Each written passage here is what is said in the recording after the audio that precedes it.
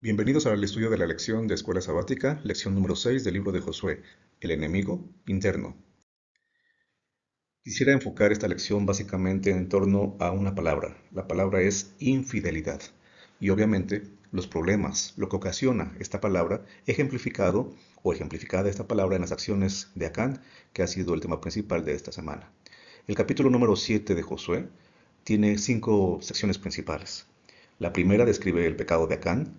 La segunda se habla de la consecuencia de ese pecado, que fue la derrota del pueblo al tratar de conquistar la ciudad de Ai. En tercer lugar encontramos la reacción que Josué tiene frente a ese fracaso.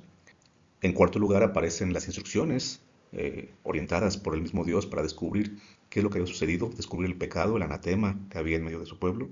Y finalmente el capítulo 7 cierra hablándonos de que Acán es descubierto, es condenado y también se ejecuta la sanción en contra de él. Que de paso nos recuerda que el asunto de la pena capital, como veíamos las lecciones anteriores, la lección 4 y la lección 5, no solamente se aplica a una nación, no es un asunto, decíamos, étnico, aquel que se aferra al pecado y le falla a Dios bajo el gobierno de Dios cuando él actuaba directamente, él también entonces muchas veces actuó directamente ejecutando la sentencia en el momento que él así lo decidía, como fue el caso de Acán.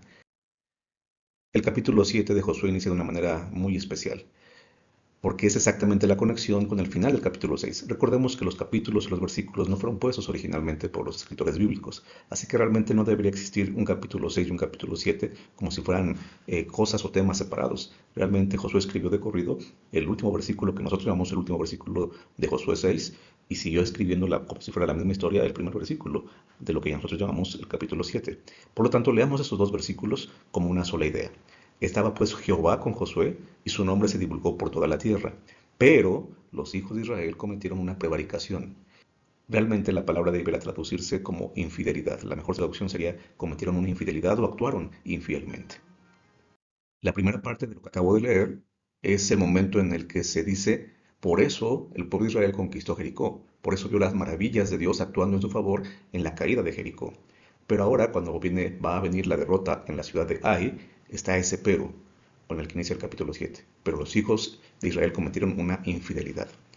Te propongo que el capítulo 6 de Josué, que es la caída de Jericó, es el paradigma, el modelo que Josué nos proporciona bajo inspiración del tipo de batalla, el tipo de victoria que Dios le quería dar al pueblo de Israel cada vez que ellos hicieran las cosas correctamente, que ellos se pusieran en sus manos. El tipo de victorias que ellos obtendrían con la intervención divina, por supuesto. Ese es el paradigma, el modelo que debía haber sucedido en las siguientes batallas. Y siendo que Josué no va a detallar todas las palabras que se llevaron a cabo en el tiempo de la conquista de Canaán, estos dos momentos, el capítulo 6 y el capítulo 7, van a ser entonces así, paradigmáticos, un modelo. Mientras que Jericó representa el modelo de lo que debió haber pasado siempre, el capítulo 7 nos va a presentar el modelo de lo que no debió haber pasado nunca.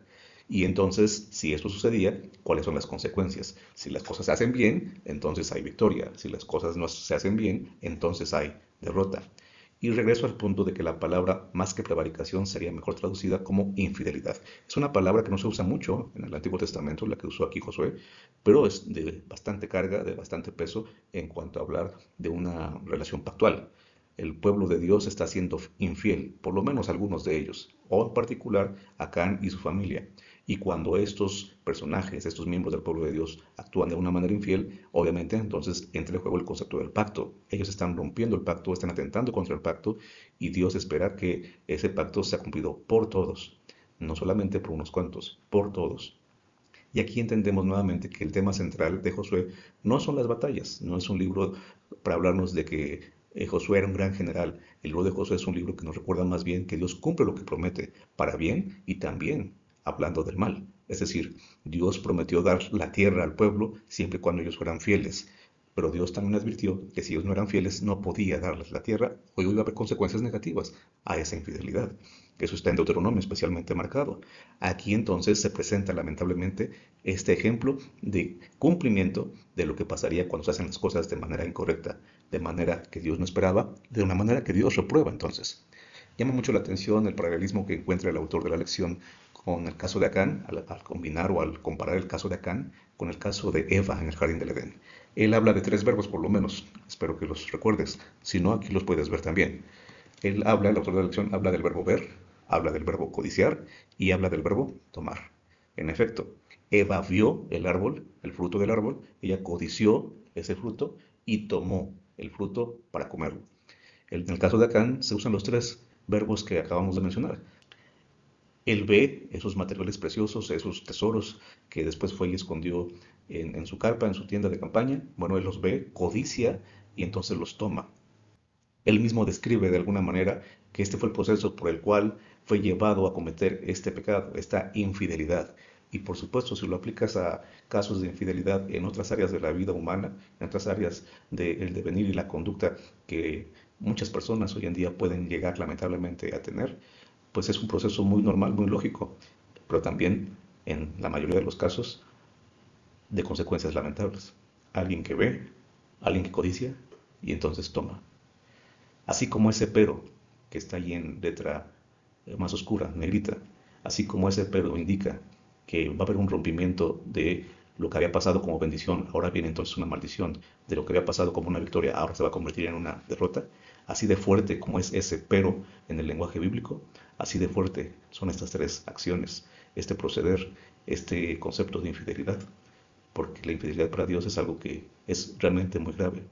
Y tómalo en consideración, piensa un momento, cuánto daño puede causar una infidelidad. Y no estoy hablando solamente, repito, de un acto en la vida o de un solo aspecto en el cual se pueda ser infieles. La infidelidad para Dios siempre ha sido un modelo para decirnos, a través de su palabra, que es algo que a Él le duele, que a Él le lastima, que Él reprueba, que por lo tanto Él advierte que no puede bendecir a alguien que es infiel. Piensa en los diferentes ámbitos de la vida en donde los cristianos podemos lamentablemente fallarle a Dios siendo infieles. Piensa en las consecuencias que esa infidelidad puede causar o ha causado. Definitivamente el pueblo tenía que aprender que si estamos en relación con pacto con Dios y en pacto con lo que Él espera que sea nuestra conducta, con la iglesia, con nuestros seres queridos, con nuestros prójimos, con nuestros hermanos, definitivamente entonces consideraríamos con mucho más cuidado el usar bien esos tres verbos, o más bien no usarlos en el contexto del que estamos hablando, ni ver, ni codiciar, ni tomar. Ojalá que el libro de Josué hubiera quedado con esa frase con la que cierra el capítulo 6. Estaba pues Jehová con Josué y su nombre se divulgó por toda la tierra. Ese es el plan. Bendición hasta que sobreabunde. Ese es el plan. Ojalá que no existan más peros. Ojalá que no exista ese pero ni en tu vida ni en la mía. Ojalá que la infidelidad nunca sea parte de lo que nosotros representamos y hacemos. Dios espera darle a su pueblo la victoria. Espera darte la victoria a ti. No, no permitamos que el proceso en el que Acán cayó sea parte de nuestra vida.